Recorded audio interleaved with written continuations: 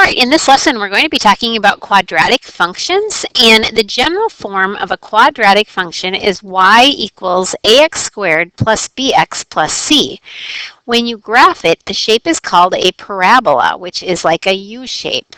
And let me show you why that is. So the parent function, which is the most basic of all parabolas, is y equals x squared. So if we make an xy chart, an input-output table, and we will substitute in some values for x. So 3 squared would be 9, 2 squared would be 4, 1 squared is 1, 0 squared is 0. Now if we substitute in negative 1 for the x and we square that, that will be a positive 1. When we substitute in a negative 2 and square it, it's positive 4. And negative 3, when we square that, would be a positive 9. And when we graph it, then we have the point 3, 9, 2, 4, 1, 1, 0, 0. At negative 1, we're at 1. At negative 2, we're at 4. And at negative 3, we're back up to 9. And so when we connect those points, we see that we end up with a U-shaped graph. And like I said, the name is called a parabola.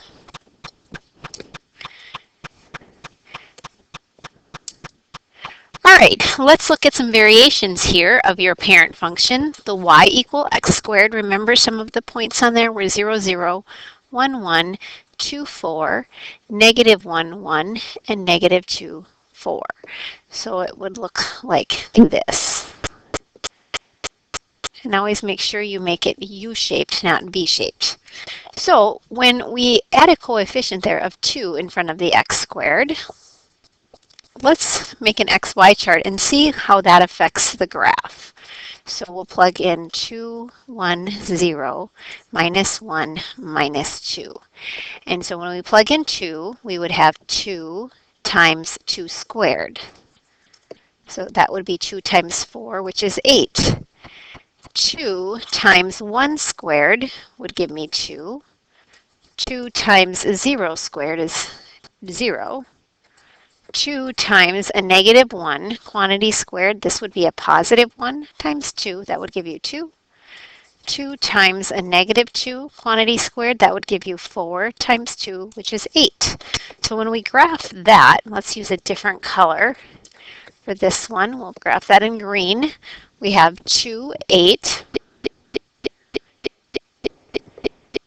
1, 2, 0, 0, negative 1, 2, and negative 2, 8. So what that does is that increases a little bit faster than the other function when we multiply by 2. So we would call that a stretch. And then for the next one, let's see what happens when we multiply x squared by 1/2. So again, we'll substitute in some values. So 2 squared is 4. So 4 times 1/2 is 2. And 1 squared is 1 times 1/2. That gives us 1/2. And then 0 times 1/2 is 0.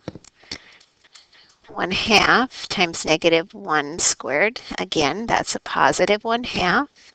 And 1/2 times negative 2 squared, so 4 times 1/2, it's 2.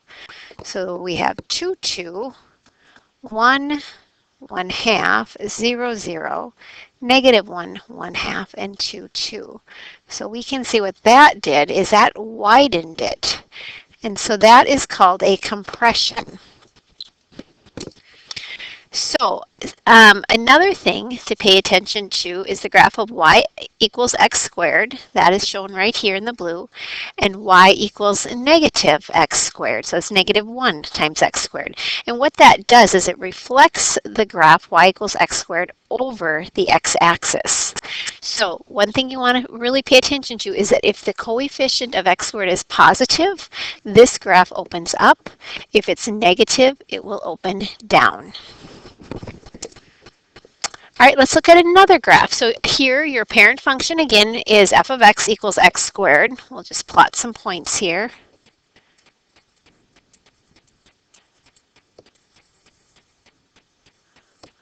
All right, so there's your parent function. And now when we graph the next one, notice we have a negative 5 at the end. So let's see how that affects your graph.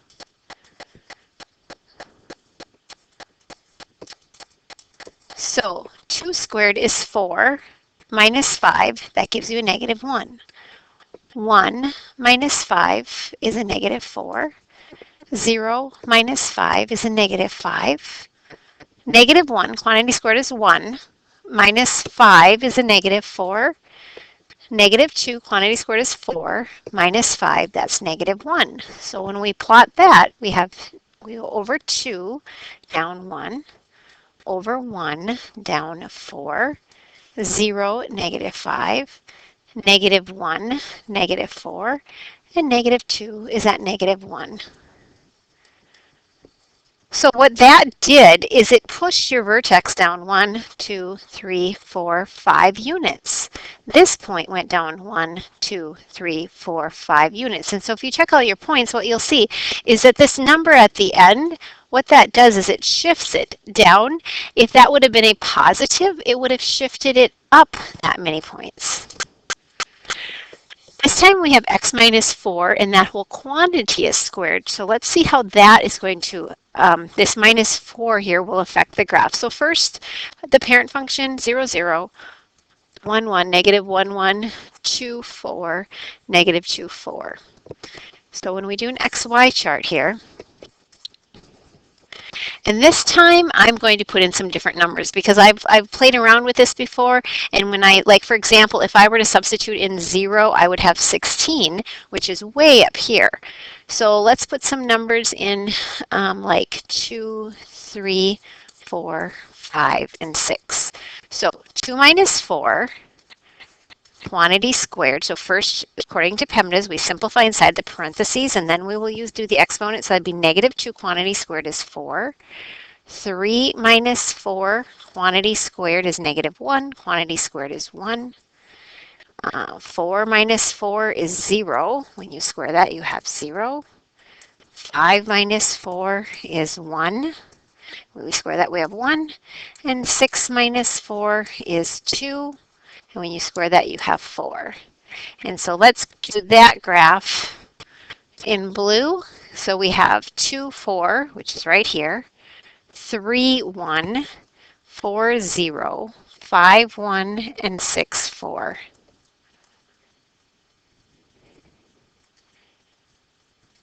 And so what did that do? That shifted your points to the right 4.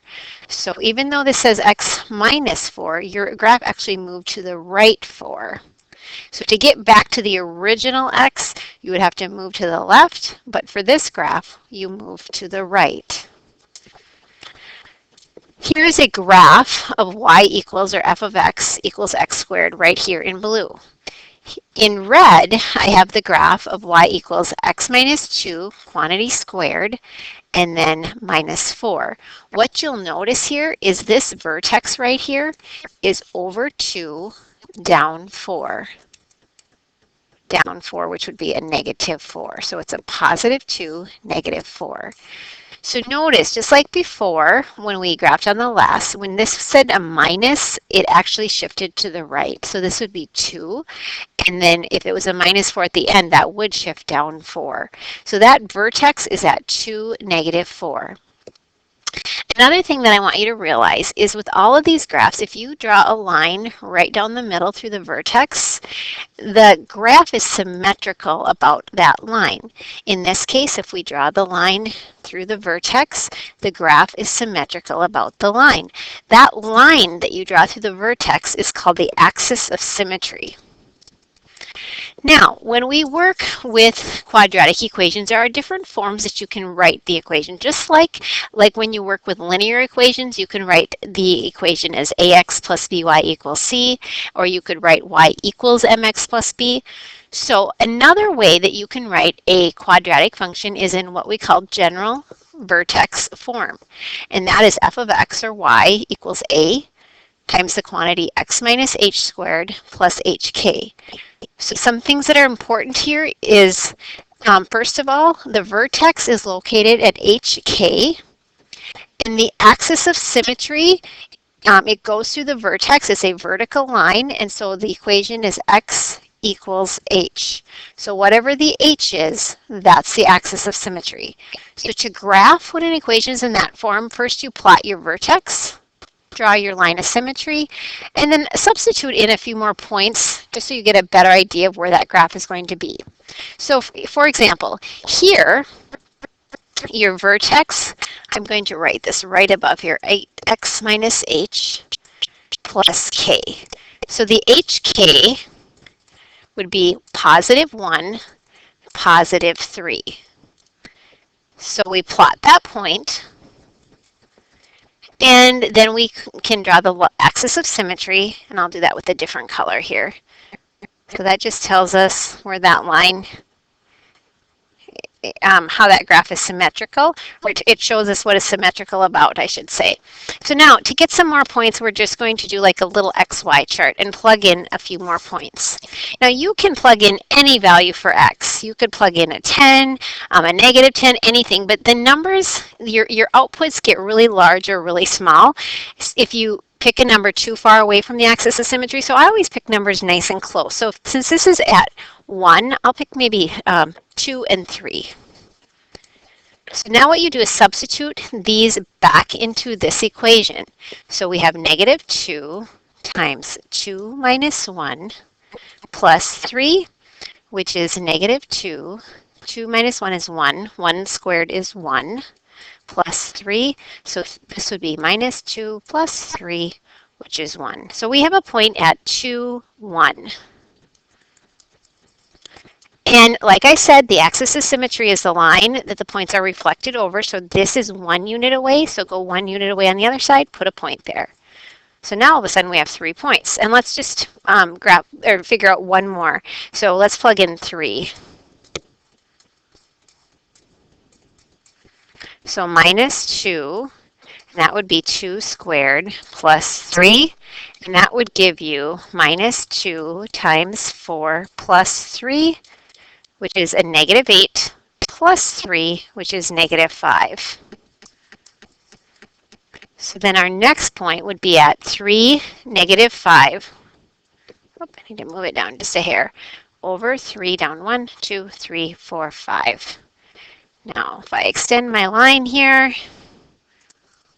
so this is 2 units away, so now I go 2 units away on the other side and put a point.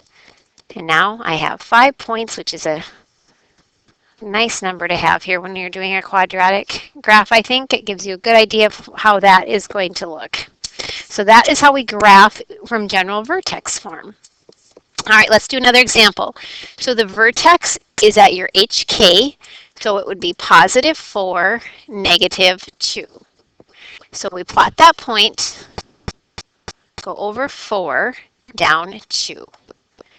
The axis of symmetry would be x equals 4. It is a vertical line through your vertex. So here's your vertex. Now, it says, does it have a max or a min? Well, in order to determine that, you want to look at the number in front. The number in front is a positive 3. Since it's positive, it tells me that it opens up, which means it's going to have a minimum value, a low point, and so the minimum value will be at the vertex. It's going to open up from here. So the lowest this goes would be negative 2. And notice that is the same as your K. And let's put a few more points on here before we talk about the domain and the range. So let's pick some points close to the axis of symmetry. So we'll plug in a 3 and we'll plug in a 2. So 3 minus 4 is a negative 1 squared, which would be a positive 1, times 3 is 3, minus 2, you get 1. So we have the point 3, 1, and reflect it over. Now let's substitute in 2. Let me erase up here a little bit so it's not so confusing to look at. So when we substitute in 2, 2 minus 4, that gives you a negative 2. But that gets squared, so that would become a positive 4. and then that is times 3, which gives me 12. 12 minus 2 is 10. So now we have the point 2, 10. So over 2, up 1, 2, 3, 4, 5, 6, 7, 8, 9, 10, and reflect that over. So 2 units from the line here, 2 units from the line here, and here we go. Make sure that's curved at the bottom. We don't want to make a V because it's not an absolute value graph. And so there's your graph. Now the domain, remember that refers to your x values. So if you're looking at this xy chart, we could put in any value for x here. There's no limit to what we could put in. We might get some really large numbers if we get too far away here from the axis of symmetry, but that's okay. So we would say that it's all real numbers. And any quadratic is going to have that domain, all real numbers. The range, though, that refers to your outputs. And what we want to realize here is you are never going to have an output less than your minimum. So your range, we would say, is that y is greater than or equal to 2, which again is your minimum. All right, we'll do one more problem. So here, first, we plot the vertex. That would be at -1, 4. -1, 4. Then we're going to draw the axis of symmetry, which is x equals -1. And then we will plot a few points here. We can plug in 0, plug in 1. So if we plug in 0, we would have -2, 0 plus 1 is 1, plus 4. So that would give us 2. So 0, 2, reflect over. And when we plug in 1, we would have -2. And then this would be 1 plus 1 is 2 squared, which is 4, plus 4. So that's -8 plus 4. That's a -4.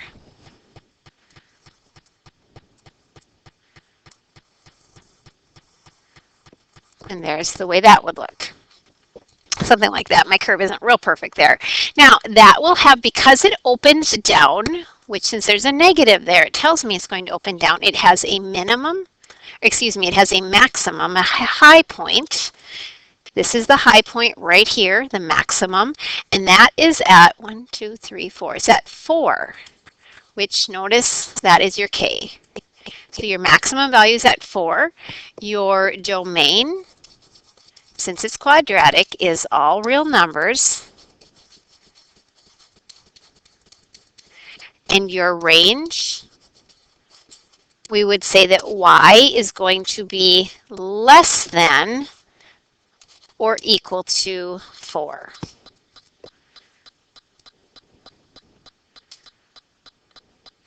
This next problem says, what steps transform the graph of y equals x squared to y equals -2 times the quantity x plus 1 squared plus 3?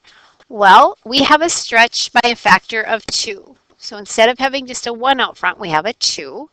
That negative is going to reflect across the y-axis, and the vertex would be -1, 3. So we're going to translate 1 unit to the left and 3 units up. So your answer is D right there. In this next one, what steps transform from y equals x squared to this? Well, here again, you have a stretch of 2. This is going to be move the graph 2 units to the left, and this will be 5 units down.